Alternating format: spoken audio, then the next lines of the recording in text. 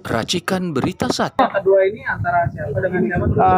Antara Bang Mona ini, ya kan, sebagai peneliti, ya, sebagai juga bidang kebijakan publik, ya, backgroundnya, ya. Itu kita memohonkan, termohonnya adalah Kementerian Pendidikan Dasar dan Menengah dari Dignas, ya. Ya, itu termohonnya. Mas, ini kan ada dua agenda sidang ya, Pak, ya. Iya. Bisa dijelaskan yang pertama KPU, yang pertama KPU, yang mana kita minta ijazah yang benar-benar lengkap, benar-benar ijazah yang tidak ditutupi dan sebagainya, dan dokumen-dokumen pendukung lainnya, yaitu ijazah yang 2014-2019, kemudian ijazah Bapak Jokowi, ya, kemudian ijazah yang 2019-2024. Meskipun kami sudah dapatkan, tapi ada sesuatu yang mengganjal, karena ada 9 poin yang dihitamkan. Dalam hal ini bukan hitam, tapi dihapus lah. Dihapus, yang itu kami tanyakan. Karena menurut kami yang juga memahami Undang-Undang Nomor 14 2008, Undang-Undang Keterbukaan Informasi Publik, baik, dan Undang-Undang Perlindungan Data Pribadi, yaitu 27 2002, kami tidak menemukan bahwa yang dihitam-hitamkan itu adalah yang dikecualikan. Makanya hakim tadi minta uji konsekuensi untuk menyatakan bahwa itu adalah yang dikecualikan, ya kan? Kemudian uji konsekuensi itu ada namanya batu ujinya, bukan hanya sekedarnya. Karena tadi dikatakan menurut kami ini adalah yang dikecualikan. Jadi tidak berdasarkan ketentuan undang-undang maupun peraturan, tapi asumsi. Oleh sebab itu hakim sangat tegas bahwa minta mereka bikin uji konsekuensi dalam persidangan berikutnya dengan dokumen-dokumen yang selama ini tidak disampaikan untuk dihadirkan.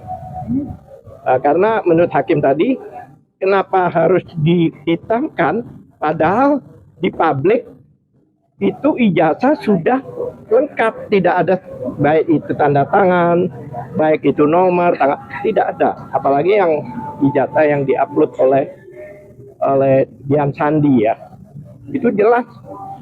Artinya di publik itu malah lebih tahu dari KPU apa disembunyikan, wong itu sudah, apalagi dokumen publik yang sudah disampaikan pada publik. Bahkan konon kabarnya Dian Sandi itu pernah datang ke rumah Pak Jokowi dan minta maaf karena mengupload ijazah tersebut. Dan kalau nggak salah Pak Jokowi juga mengonfirmasi, ya memang, ya saya maafkan karena mengupload itu, kan. Berarti kan pengakuan bahwa itu memang ijazah yang kita masalahkan selama ini. Ada lain? Tadi yang dari KPU kan lanjut. tadi kurang kredibel, Bapak tadi kok nggak protes? Ya, kami tidak protes karena ranah hakim untuk bertanya. Jadi kami sesuai ketentuan dan sesuai kami serahkan pada hakim untuk menggali, mempertanyakan hal-hal yang menurut kita tidak masuk akal.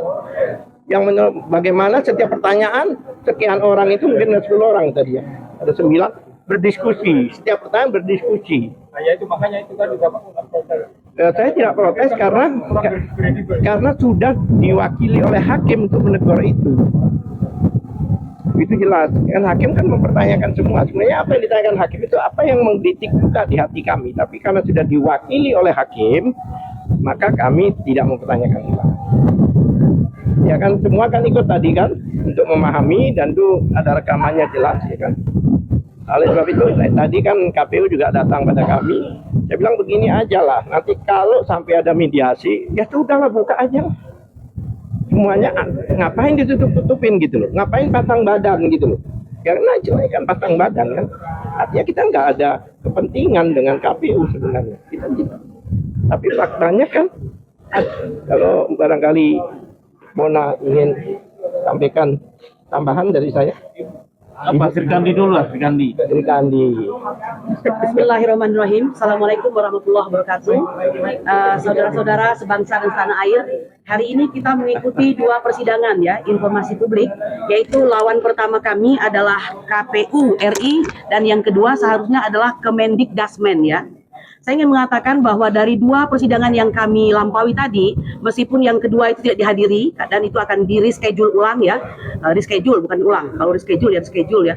Nah itu kami ingin mengatakan ini seperti suatu logika yang salah begitu ya. Perkara ini sebenarnya tidak rumit, tetapi dibikin lebih rumit daripada perkaranya. Ya kami kemarin bersidang dengan Andri, lalu dengan KPUD, lalu hari ini dengan KPU RI dan selanjutnya dengan Kemendikdasmen ya. Kami mengatakan kita ini seperti membuat sebuah logika yang sebenarnya tidak logis agar kelihatan logis. Padahal pasal 2 ya Undang-Undang KIP, keterbukaan informasi publik, itu semangatnya adalah akuntabilitas, keterbukaan serta the right to know of the people. Jadi orang tuh berhak untuk mendapatkan informasi yang sifatnya publik, yang tentu saja tidak dikecualikan dan sebagainya, tetapi dibuat sedemikian rumit. Ya, pada hari ini kita bertanya-tanya sebenarnya apa yang sedang terjadi kepada bangsa ini begitu. Saya memberikan penghargaan kepada Dr. Bonatua Silalahi, salah satu daripada peneliti internasional sebenarnya ya, yang seharusnya tidak ada keraguan bagi Badan Pandangan Publik untuk memberikan dokumen yang dibutuhkan. Pada hari ini memang peristiwa ini sangat sensitif, tapi apakah setiap badan publik harus ikut-ikutan menjadi sensitif juga? Kan tidak demikian. Nah, oleh karena itu, ini adalah pelajaran. Anda kami minta untuk menjadi pengawal bagi setiap momentum seperti ini agar kiranya tidak ada kesempatan bagi Anda yang sebenarnya menjadi pejabat publik untuk tidak melaksanakan tugas Anda sebagai pejabat publik. Kita lihat sendiri tadi kan dalam persidangan betapa membingungkannya, ditanya ini tidak tahu, ditanya ini belum uji konsekuensi, dan kami sebenarnya keberatan ketika meminta itu ternyata belum dilakukan uji konsekuensi. Tapi kami sendiri ya tidak terlalu mempersulit. Kalau memang istilah kata mampu untuk menyediakan, mari, karena memang tujuannya bukan untuk menyudutkan, tapi untuk membuka informasi tersebut agar segala gelap gulita daripada permasalahan itu terbuka. Saya kira begitu ya Pak ya. Sebagai contoh saya ingin mengatakan ya, kepada UGM misalnya, jangan lagi nanti bikin surat yang ada kopnya dan tidak tantangani. Ini seperti orang bikin surat cinta pakai kertas binder begitu. Kan nggak mungkin seperti itu. Padahal UGM itu adalah suatu kampus keramat yang mengeluarkan orang-orang hebat ya, yang mengeluarkan semua yang dibanggakan oleh bangsa ini. Lalu kemudian KPUD jangan seperti magician dadakan begitu ya, tiba-tiba hilang, semua data hilang dan tidak tahu kapan hilangnya, musnahnya kapan, itu aneh sekali. Nah, hari ini juga kepada Polda Metro Jaya yang mengatakan bahwa ijazah Jokowi asli sudah disegel untuk kepentingan penyidikan, akan tetapi beberapa waktu kemudian ada relawannya yang menyatakan kami melihatnya. Ya Pak, siapa tuh Judi Ari yang mengatakan bahwa kami melihatnya. Ini ada sinkronan seperti ini. Jangan sampai terjadi seperti ini, dan harapan kita adalah Komisi Keterbukaan Informasi. Kami cukup senang tadi ya Pak ya, bahwa mereka memimpin daripada persidangan ini dengan sangat clear, sangat clean, dan saya kira berkeadilan. Jadi kan demikian, terima kasih. Biar dulu. Kita sangat menyayangkan ketidakhadiran terutama yang sidang kedua tadi, di mana pihak Kemdikdasmen tidak hadir dan jawabannya tadi tidak ada jawaban. Ada surat, ada kesibukan, mereka minta setelah 1 Desember. Oh, sibuk nyari mungkin ya.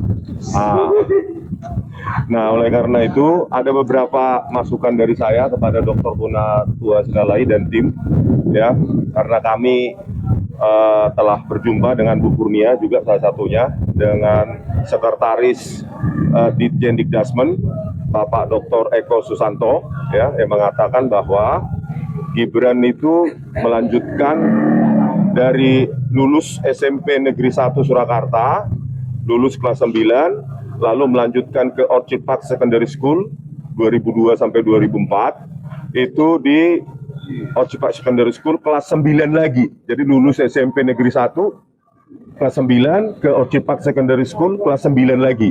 Jadi sampai di Orchid Park Secondary School hanya sampai kelas 10 atau kelas 1 SMA. Lalu melanjutkan ke Australia dengan program diploma 2 tahun. Ya. Jadi yang kita pertanyakan nanti adalah bagaimana surat keterangan penyetaraan ijazah SMK bidang akuntansi dan keuangan itu diproduksi oleh Ditjen Dikdasmen pada Agustus 2016 berbasis 2 sekolah. Yang pertama kelas 1 SMA Orchid Park Secondary School Singapura plus diploma di UTS Insearch. Nah, saya sudah mengkajinya perbandingan anatomi maupun capaian pembelajaran antara UTS Insearch 2004 kurikulumnya kebetulan masih ada di web archive dan saya bandingkan dengan capaian maupun anatomi pembelajaran atau kurikulum untuk SMK dan tidak matching. Jadi kasus satu-satunya yang kita tanyakan, apakah pernah kasus serupa terjadi diproduksi oleh Ditjen Dikdasmen baik sebelum 2019 maupun setelah 2019? Jawabannya tidak pernah ada. Maksudnya kasus serupa di sini adalah penyetaraan SMK bidang akuntansi dan keuangan berbasis kelas 1 SMA plus diploma 2 tahun. Itu menurut pengakuan dari Dr. Eko Susanto. Oleh karena itu nanti di sidang itu saja nanti yang dikejar. Bagaimana kajian akademiknya, kajian kurikulumnya, siapa tim kurikulumnya, pengkajinya kalau ada. Dan menurut pengakuan Dr. Eko Susanto, yang paling penting adalah Gibran pada tahun 2019 melakukan penyetaraannya secara online. Catat garis bawah, online. Maka jejak digitalnya pasti ada. Jejak digital itu perlu juga dipertanyakan. Ya, karena syarat penyetaraan ijazah online di Ditjen Dikdasmen pada saat itu merujuk pada beberapa syarat. Kalau nggak salah itu sekitar 10. Ya, 2 di antara 10 adalah 1, ijazah SMA atau SMK dari luar negeri yang perlu disetarakan. Itu tidak punya. Saya tanyakan langsung kepada Dr. Eko Susanto, tidak punya Gibran. Jadi tidak ada ijazah yang harus disetarakan, nggak ada. Yang kedua, raport 3 tahun. Raport 3 tahun sesuai dengan syarat penyetaraan ijazah online yang berlaku untuk semua orang, itu 3 tahun. Dan Gibran hanya punya raport 1 tahun, yaitu kelas 1 SMA atau kelas 10 dari Orchid Park Secondary School. Bagaimana mungkin seseorang mengupload secara online, tidak ada raport 3 tahun, tetapi bisa diterima dan menghasilkan surat keterangan yang kita lihat bersama untuk Gibran yang dipakai sebagai calon wali kota ya 2020 di Solo maupun 2024 sebagai cawapres. Gitu dulu. Ya. Apa yang ditanya? Bang Bona, ya. Baik, terima kasih.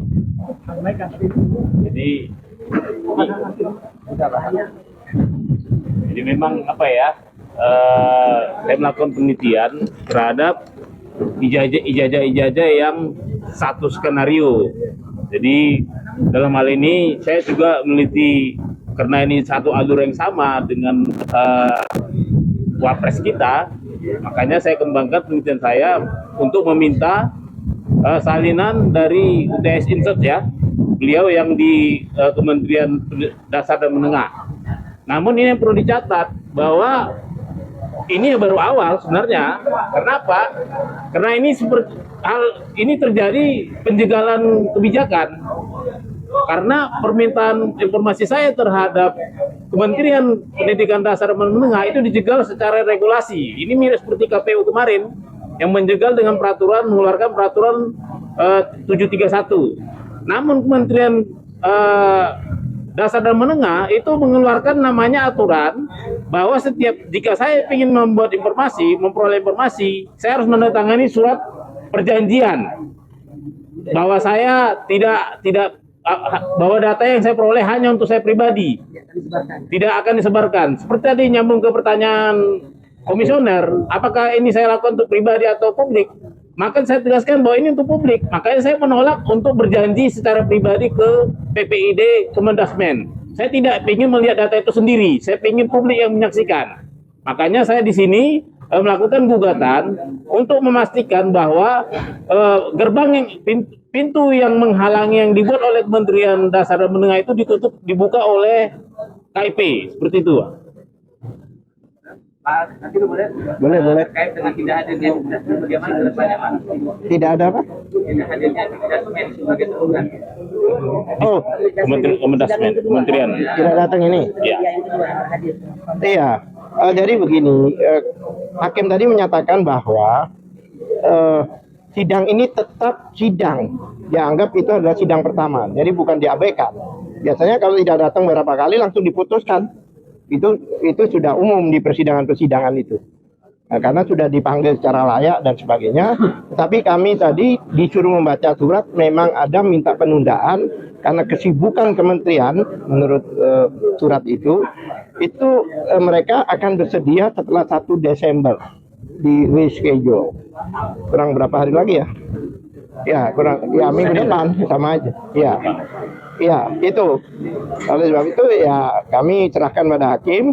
Oh ya, satu hal lagi yang masalah KPU tadi, agak ribut juga dalam penugasan surat kuasa terhadap yang ditugaskan tadi. Nah, itu nggak jelas kepala bidang, kepala bagian. Secara ketentuan, ya kan atasan KPID ya, PPID, atasan PPID itu kan biasanya kita ngajukan PPID. Kemudian kalau ada jawaban kita keberatan ke atasan PPID, itu harus ada posisi yang tertinggi di dalam lembaga itu. Jadi bukan kepala bagian dan sebagainya, minimal sekjen. Makanya oleh sebab itu minggu depan mereka harus menunjukkan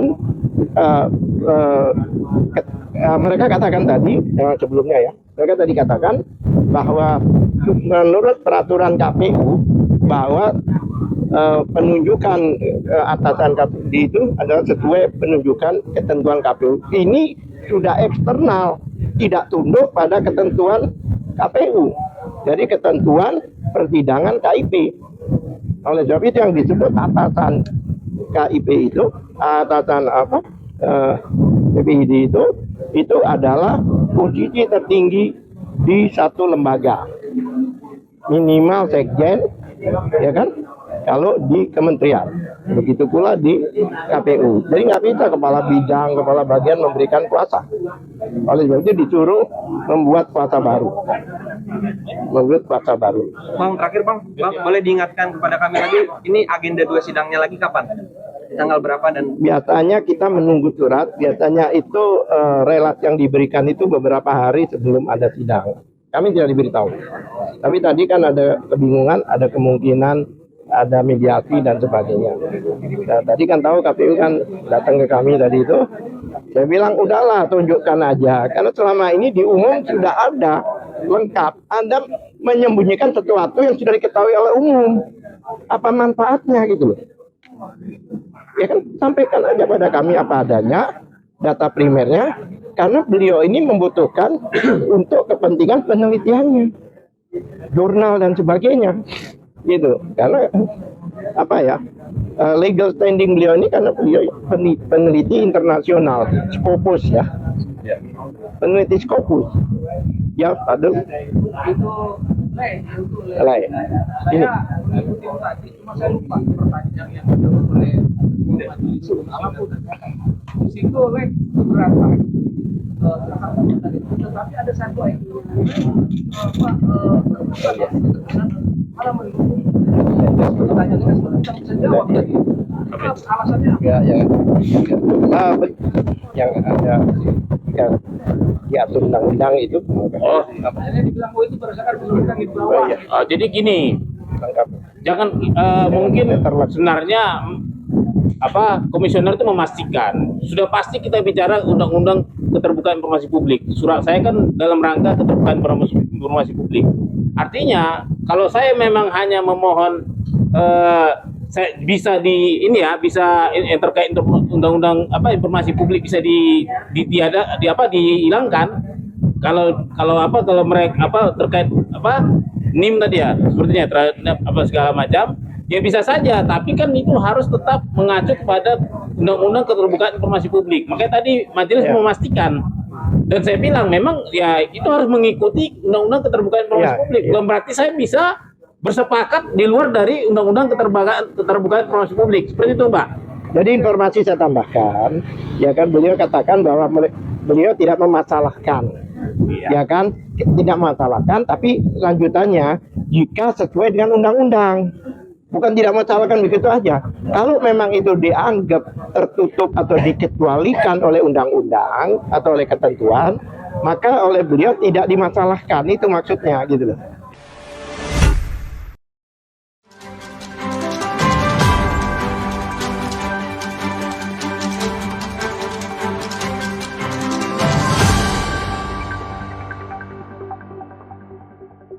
Racikan Berita 1.